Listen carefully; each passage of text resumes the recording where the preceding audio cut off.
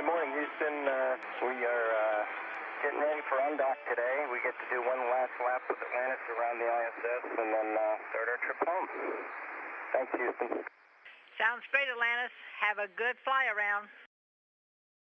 Hey, station Atlantis on the big loop. It looks like the sun's getting ready to go down, and we just wanted to tell you one more time, thanks so much for hosting us.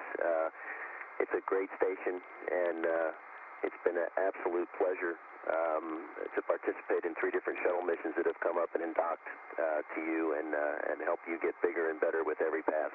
So we'll see you out there at 600 feet. Copy that, Fergie. We really appreciate it, and we'll miss you guys, and we'll see you back on Earth, and we'll try and get some good pictures of you. Atlantis station, Mike on the big loop. Station is ready for undocking. Atlantis copies. Physical separation, Houston. Houston copies. Undocking confirmed at 1:28 a.m. Central Time.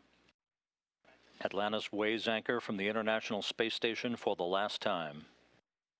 12.5 years of shuttle missions to build and service a million-pound complex at an end.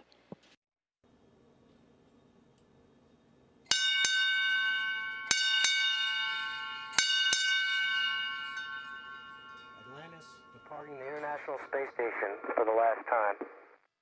Thank you for your 12 dock missions to the ISS and for capping off 37 space shuttle missions to construct a orbiting research facility. We'll miss you guys. Godspeed, soft landing, and we'll see you back on Earth in the fall. Hey, thanks, Ron, USOS lead, and to the station commander, Andrei Borisenko. We appreciate your hospitality again.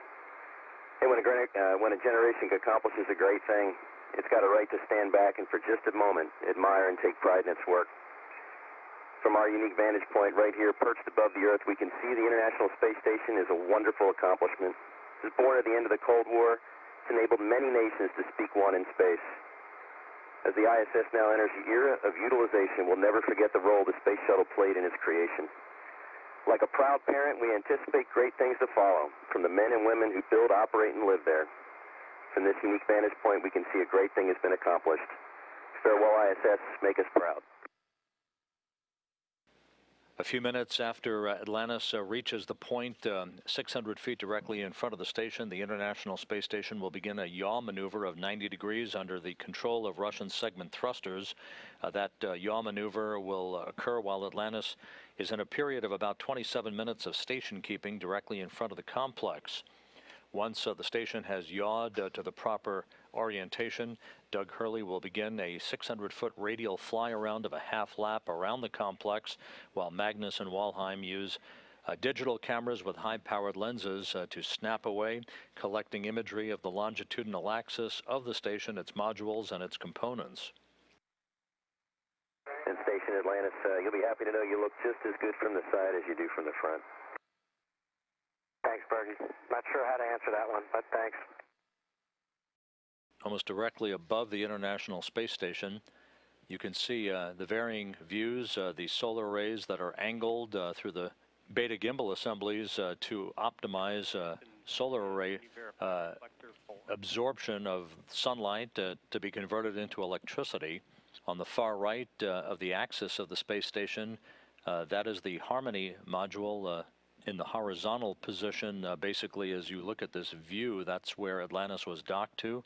And on either side, those 2 large modules. At the bottom is the European Space Agency's Columbus laboratory. And on the top of Harmony, as you look at this view from directly above the space station, is the large Japanese segment of the complex, the Kibo module, and its external experiment platform. And ISS Atlantis on the big loop. We're essentially complete with our fly around. We'll be coming out underneath you and should have a good view from the cupola. I'm not sure when we're going to break down the big loop, but if it's anytime soon, we just wanted to give you a final goodbye. Hey, thanks, Fergie. We'll be watching you from the SM windows, and you guys look really good on the fly around from what we can see. And again, thank you so much for all that you guys have done for us up here. We really, really appreciate it. Hey, Fergie, from the ULF-7 Orbit 1 team in the ISS Mission Control Room here in Houston. We just want to let you know that it's been our pleasure and honor to support this, the 37th mission of the Space Shuttle to the ISS. And we're proud to be the last in a countless line of mission control teams that have had the honor to watch over the ISS while Discovery and Endeavour and Atlantis have visited over the last 13 years. From this room, we've watched and supported as the shuttle has enabled the station to grow from a humble single module that was grappled by the shuttle's arm to a stunning facility that is so large that some astronauts have even momentarily gotten lost in it. You can take it from me. So, of course, the ISS wouldn't be here without the space shuttle. So, while we have the communication link up for the last time, we wanted to say thank you and farewell to the magnificent machines that delivered, assembled, and staffed our world-class laboratory in space. So Fergie, Chunky, Sandy, and Rex, get her home safely and enjoy the last couple days in Space Shuttle Atlantis.